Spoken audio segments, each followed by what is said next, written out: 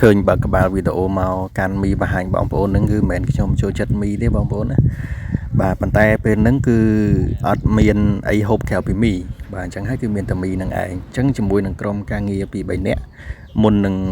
ចេញដំណើរទៅខេត្តព្រៃវែងគឺថាយប់ហ្នឹងគឺយើងបានហូបមីបាទហើយហូបមីហ្នឹងគឺហូបដោយសារតែយើងបានចាំ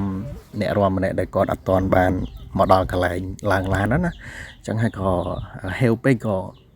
ដាក់មីម្នាក់មកកំប៉ុងទៅបាទអញ្ចឹងថ្ងៃនេះគឺជួបជាមួយនៅវីដេអូថ្មីរបស់ខ្ញុំបងប្អូនគឺវីដេអូធ្វើដំណើរទៅកាន់ខេត្តព្រៃវែងដើម្បីទៅប្រគំតន្ត្រីបាទឥឡូវឡានមកដល់ហើយបាទឡានហ្នឹងធ្វើ style ទេបងប្អូនមិនមែនថាកំពុងនិយាយឡានមកដល់ហើយគឺថាពួកខ្ញុំដើរចេញពីឡានមកហូបមីបាទដល់ពេលហូបមីហើយហៅឡានឲ្យមកកន្លែងមី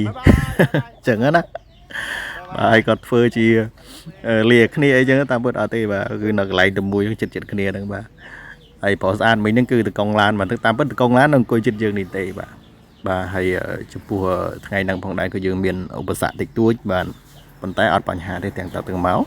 គឺយើងអាចមានសុវត្ថិភាព 100% តែម្ដងបាទពេលនេះគឺយើងមកដល់ចិត្តស្ពានអ្នកលឿងហើយយើងបានជួបនៅហេតុការណ៍មួយដែលហេតុការណ៍ហ្នឹងគឺថាចង់និយាយបន្តិចអត់បន្តិចបងប្អូនខ្ញុំអត់ចង់និយាយច្រើនទេគាត់ថាហេតុការណ៍ហ្នឹងគឺជាហេតុការណ៍មួយថាបើសិនជាយើងមិនមានសំណាងទេគឺយើងនឹងចុចចឹងទៅយើងនឹងពិបាកហើយប៉ុន្តែនេះគឺយើងសុទ្ធតែជាមនុស្សដែលមានសំណាងបាទអញ្ចឹងហើយពួកយើងគឺថាធ្វើដំណើរទៅណាមកណាគឺថាយើងពឹងផ្អែកទៅលើតកងឡានយើងពឹងផ្អែកទៅលើមិត្តរួមការងារយើងទាំងអស់គ្នាក៏ដូចជាយើងពឹងផ្អែកទៅលើផលបុណ្យដែលយើងខំសាងមកបងប្អូនបាទអញ្ចឹងថាយើងជាមនុស្សល្អយើងទៅណាក៏ឆ្លងផុតនៅឧបសគ្គដែរបាទជាក់ស្ដែងដូចថ្ងៃហ្នឹងអញ្ចឹងថាយប់ហ្នឹងគឺយើងមានឧបសគ្គចំនួន2ដងបាទលើកទី1គឺមិនសូវជាបញ្ហាទេប៉ុន្តែលើកទី2គឺជាឧបសគ្គមួយដែលធំតែឆ្លងផុតបាទឧបសគ្គធំតែឆ្លងផុតបាទជារឿងមួយដែលយើងគិតថាជាសំណាងមួយក្នុង1000គ្រោះថ្នាក់អានេះបើយើងនិយាយប្រៀបធៀបទៅថាជាសំណាងមួយក្នុង1000គ្រោះថ្នាក់បាទហើយខ្ញុំអត់ចង់និយាយអីច្រើនទេយើងកាត់មកដល់ពេលព្រឹកវិញតែម្ដងពេលព្រឹកហើយយើងមកដល់កន្លែងស្ពានអ្នកលឿងបាទដល់ស្ពានអ្នកលឿងនេះយើងចេះតែថតធ្វើដូចជារំភើបញាប់ញ័រអីមិនដែលឃើញស្ពានអ្នកលឿងអីចឹងយើងចេះតែនិយាយទៅបងប្អូនតាមពិតគឺពួកខ្ញុំសុទ្ធតែធ្លាប់ឃើញស្ពានធ្លាប់ឆ្លងកាត់ស្ពាននឹងរាប់ភ្លេចមកហើយបាទអញ្ចឹងថាពេលឃើញពួកខ្ញុំនិយាយរៀងរំជើបរំជួលរៀងថាតែអីបានឃើញស្ពានអ្នកលឿងអីមិនមែនអញ្ចឹងទេណាបាទតាមពិតគឺពួកខ្ញុំជីកាត់នឹងគឺច្រើនដងហើយប៉ុន្តែដែលយើងជីកាត់នឹងម្ដងទៀតយើងក៏ចិត្តតែជាធ្វើជាសម្ដែងអីខ្លះៗអញ្ចឹងណាបងប្អូនណាបាទហើយជាក់ស្ដែងគឺ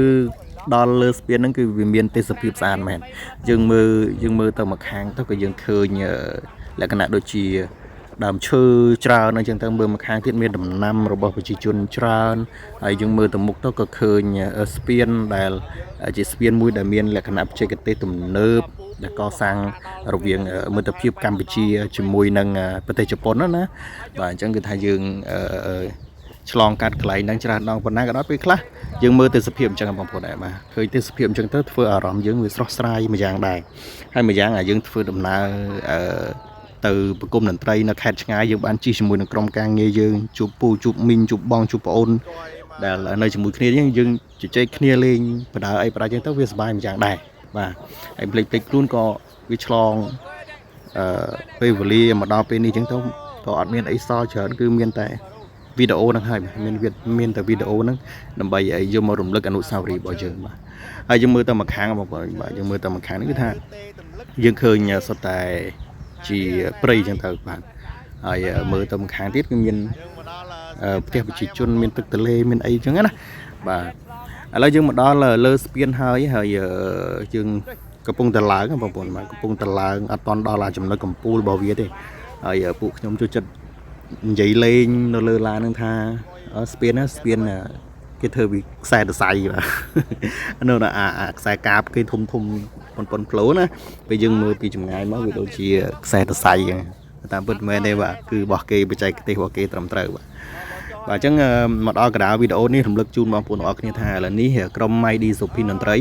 កំពុងតែធ្វើដំណើរទៅប្រគំនៅខេត្តព្រៃវែងបាទខេត្តព្រៃវែង ហើយអានេះយើងធ្វើដំណើរចេញមកតាំងពីម៉ោង 12 កន្លះយប់ចេញពីទឹកដីខេត្តកំពតទៅតាំងពីម៉ោង 12 កន្លះយប់ហើយយើងទៅដល់ស្ពានអ្នកលឿងម៉ោងប្រហែលជា 7 ព្រឹកបាទអញ្ចឹងគឺថាយើងធ្វើដំណើរយូរបែបនេះគឺដោយសារតែយើងបានជួបនៅឧបសគ្គ2ដូចដែលខ្ញុំបានជម្រាបជូនពីខាងដើមអញ្ចឹងប៉ុន្តែឧបសគ្គទាំងអស់ហ្នឹងគឺថាយើងបានឆ្លងផុតហើយត្រឡប់មកវិញគឺអត់មានឧបសគ្គទេបងប្អូនបាទអញ្ចឹងថាយើងមកដល់កណ្ដាលស្ពានហើយឥឡូវនេះបាទយើងមកដល់កណ្ដាលស្ពានហើយបន្តិចទៀតយើងនឹងឆ្លងស្ពានផុតដោយសុវត្ថិភាពបាទព្រោះថាស្ពាននេះបើសិនជាយើងមានអកស្រើថាស្ទាក់ស្ទើរតែបន្តិចគឺធ្វើឲ្យប៉ះពាល់ទៅដល់អ្នកក្រោយបាទឬក៏ប៉ះពាល់ទៅដល់អ្នកដែលធ្វើដំណើរជាលក្ខណៈម៉ូតូកង់ឬក៏លំអអីផ្សេងណាដែលគាត់កំពុងទៅឡើងមកពីក្រោមហ្នឹងបើសិនជាឡានរបស់យើងអកស្រើតែបន្តិចតួចស្ទាក់ស្ទើរតែបន្តិចតួចគឺថាវាមានបញ្ហាដល់គេតែម្ដងបាទអញ្ចឹងគឺថាពេលដែលយើងបានចុះមកខាងក្រោមវិញនេះវាធូរហើយកម្លាំងម៉ាស៊ីនវាធូរហើយអញ្ចឹងក៏វាអត់មានអីប៉ះពាល់ដល់អ្នកខាងក្រោយដែរបាទឥឡូវយើងមើលទេសភាពទៅខាងស្ដាំបាទទេសភាពទៅខាងស្ដាំនេះថាវាគួរឲ្យគយគន់ដែរមានផ្លូវមានផ្ទះប្រជាជនមានអីចឹងណានៅលើស្ពាននេះយើងអាចចាត់ទុកថាជាកន្លែងទេសចរមួយដែរហើយមួយយ៉ាងទៀតនៅចិត្តហ្នឹងក៏មានកន្លែងដែលគេធ្វើសម្រាប់ទេសចរណាបងប្អូនមើលទៅខាងឆ្វេងវីដេអូឃើញហើយបាទខាងឆ្វេងវីដេអូបងប្អូនឃើញកន្លែងហ្នឹងហើយបាទហើយគួររំលឹកផងដែរថាយប់មិញនេះគឺថាពួកយើងដេកបានតិចខ្លាំងមែនតើបាទអ្នកខ្លះគឺអត់បានដេកតែម្ដងហើយអ្នកខ្លះទៀតគឺថាបានដេកប្រហែលជា5 ទៅ 10 នាទីបាទហើយក៏មានអ្នកខ្លះទៀតគាត់ក៏បង្ងើយអញ្ចឹងទៅគាត់អត់ដឹងសាច់ការអញ្ចឹងទៅគាត់ដេកបានច្រើនម៉ោងជាងគេអញ្ចឹងទៅបាទប៉ុន្តែមិនជាបញ្ហាទេយើងកំពុងតែទៅមុខហើយបាទបន្តិចទៀតគឺយើងនឹងទៅដល់ទីតាំងរោងការហើយនៅពេលដែលដល់ទីតាំងរោងការហើយគឺជាគោលដៅរបស់យើងហើយបាទហើយអញ្ចឹងថាទៅដល់គោលដៅហើយគឺយើងអត់មានអីទៀតទេណាបាទអូខេឥឡូវថាយើងនឹងកាត់ចូលមកប្លង់ទៀតគឺដល់វគ្គមួយដែលថាយើងទៅដល់រោងការតែម្ដងបាទគឺនៅខេត្តព្រៃវែងបាទឥឡូវនេះយើងមកដល់រោងការបងប្អូនគេថាមកដល់ចំពេលគេកំពុងតែហូបបបរពេលព្រឹក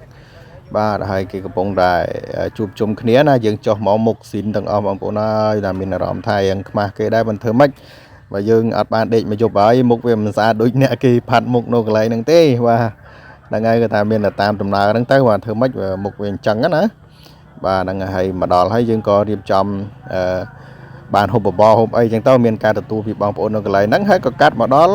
ពេលយប់ដែលយើងត្រឡប់មកវិញបាទម៉ោង 1 ម៉ោង 2 យប់យើងត្រឡប់មកវិញនេះគឺយើងឈានចូលដល់ទឹកដីភ្នំពេញហើយបាទយើងដល់ទីក្រុងហើយដល់កណ្ដាលរាត្រីតែម្ដងបាទហ្នឹងហើយមកដល់កន្លែងនេះគឺថាឃើញបងប្អូនប្រជាពលរដ្ឋយើងអាជីវករអ្នកលក់ដូរអីគាត់ឡើងមករៀបចំកន្លែងលក់ហើយយើងគឺមិនទាន់បានសម្រាប់នៅឡើយទេបាទយើងនៅលើឡាននៅឡើយដោយសារតែនៅលើឡានហ្នឹងគឺថាយើងដេកមិនបានគ្រប់គ្រាន់ទេបងប្អូនបាទយើងដេកមិនកើតវាមិនស្រួលដូចនៅផ្ទះគាត់ថាយើងចិត្តតែឡើងអង្គុយជជែកគ្នាលេងអញ្ចឹងទៅហើយមកដល់កន្លែងនេះថាយើងឃើញបងប្អូនយើងគាត់អត់ដេកដែរបាទគាត់ដល់ពេលរស់ស៊ីនេះដល់ស្ពានអីនេះខ្ញុំមិនដឹងស្ពានអីដែរដូចស្ពានអីស្ពានទន្លេបាសាក់អញ្ចឹងខ្ញុំអត់ច្បាស់ទេបងប្អូនបាទកន្លែងនេះហ្នឹងហើយបន្ទាប់ពីហ្នឹងទៅគឺថាយើងត្រឡប់មកផ្ទះវិញទេបាទហើយការប្រគំរបស់យើងគឺថានៅខេត្តព្រៃវែងហ្នឹងគឺថាយើងប្រគំចប់ដោយរលូនហើយមានការពេញចិត្តពីម្ចាស់កម្មវិធីក៏ដូចជាបងប្អូនយើងនៅទីនោះខ្លាំងមែនទែនមានការគាំទ្រច្រើនមែនទែនបាទអញ្ចឹងបងប្អូនទាំងអស់គ្នារាល់កម្មវិធីផ្សេងៗទាក់ទងទៅនឹងការកំសាន្តសប្បាយបងប្អូនត្រូវការតន្ត្រីប្រគំនៅក្នុងកម្មវិធីរបស់បងប្អូនបាទបងប្អូនអាចទាក់ទងជាមួយនឹង Mighty សុភិនតន្ត្រីបានបាទ Mighty សុភិនតន្ត្រីគឺនៅក្នុងខេត្តកំពតយើងនេះទេបាទអញ្ចឹងបងប្អូនអាច search រកនៅក្នុង YouTube បាទឬក៏ថា search រកនៅក្នុង Facebook ក៏ឃើញដែរបាទហើយបងប្អូនអាចទាក់ទងតាមរយៈ chat បាទតាមរយៈ comment ឬក៏តាមរយៈលេខទូរស័ព្ទរបស់ Mighty សុភិនតន្ត្រីបានបាទឥឡូវនេះគឺថាយើងធ្វើដំណើរមិនតាន់បានផុតនៅរាជធានីភ្នំពេញនៅឡើយទេបាទហើយចាំចូលដល់មកប្លង់ទៀតដែលខ្ញុំបាទនឹងបង្ហោះទៅដល់មកប្លង់ទៀតគឺថាពេលព្រឹកព្រលឹមស្រាងតែម្ដងបាទឥឡូវនេះគឺថាយើង មកដល់ចិត្តស្ពានស្លាគូបងប្អូនបាទចិត្តស្ពានស្លាគូហើយអញ្ចឹងចៃដនអីគឺថាថ្ងៃហ្នឹងគឺថាមេឃចុះអាប់ច្រើនមែនតើដែលបងប្អូនយើងធ្វើដំណើរតាមផ្លូវអីហ្នឹងគឺថាពិបាកគឺថាត្រូវបើកភ្លើងទាំងអស់គ្នាតាមពិតមេឃវាភ្លឺឲ្យម៉ោង6ម៉ោង7អីណា